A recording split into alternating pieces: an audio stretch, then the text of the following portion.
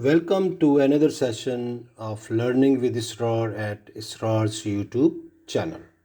Today our topic is moral approaches in ethical decision making. So let's first define the term decision making. Okay, decision making is the process of making choices by identifying a decision, gathering information, and assessing alternative resolution. This is a simple definition of decision making process, but in practice, it is a very complex process and there is no simple method or procedure available to make the decisions, particularly when ethical issues are involved, since there is no single approach to reach this to the right decision. But in this presentation, I will try to present different moral approaches to make the decision where there are ethical dilemmas involved. So let's talk about the moral approaches in decision making. There are different beliefs and approaches when it comes to decision making.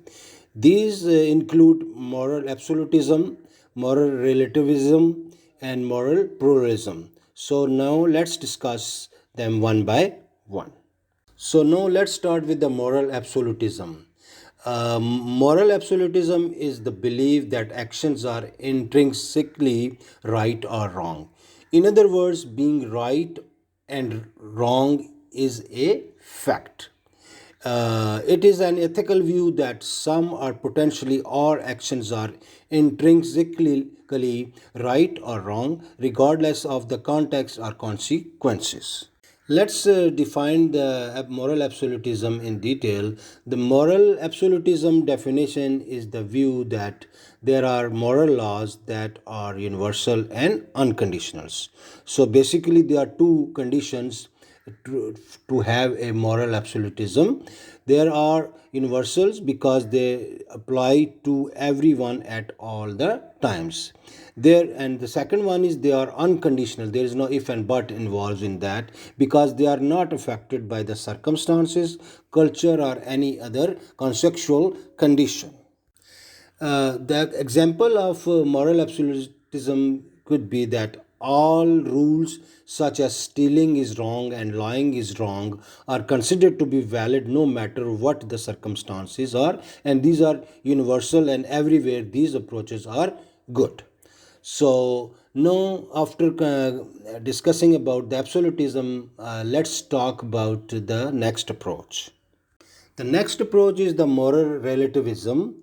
Moral relativism is the belief that actions cannot be considered right or wrong without looking at the context surrounding the action, and it may depend on individual situation. It's called individual moral relativism, or cultural context is called cultural moral relativism. So let's discuss in the next that what they are.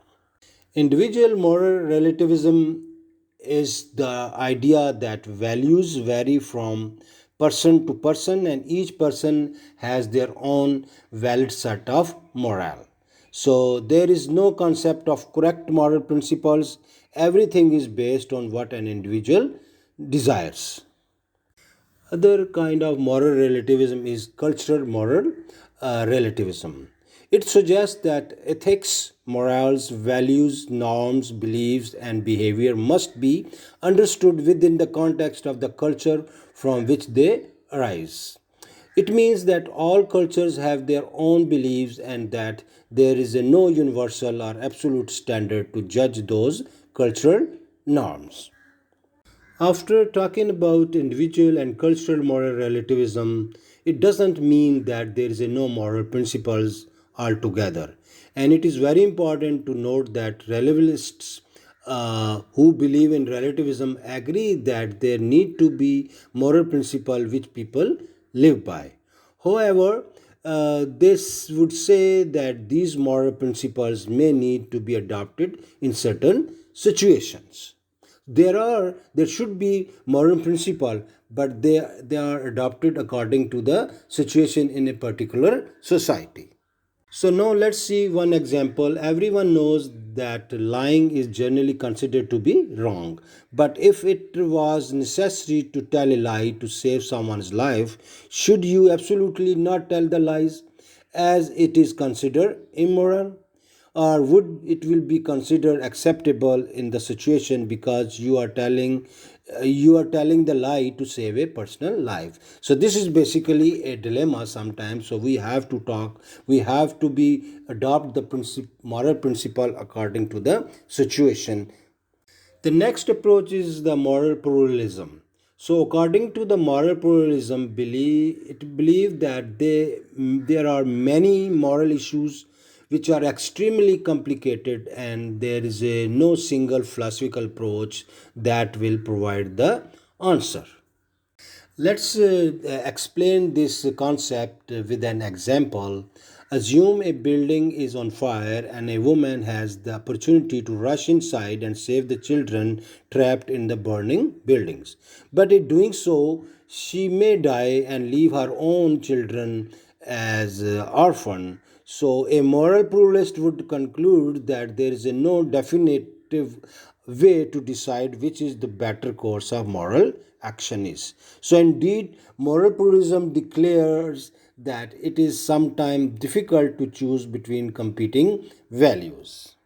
Okay, at the end of our presentation, let's see, after discussing all these approaches, how we can differentiate among these approaches. So, in my opinion, absolutism is same decision for everyone everywhere, but it might be tempting, sometimes it's tempting to see that relativism and pluralism as the same thing, but they are not.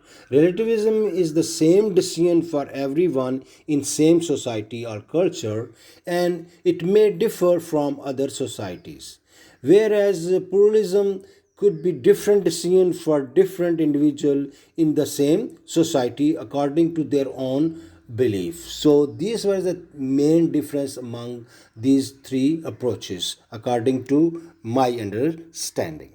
I hope after watching this presentation you have a clear idea how we use different moral approaches to make or justify our decisions. And thank you for your time. Goodbye. See you in my next presentation.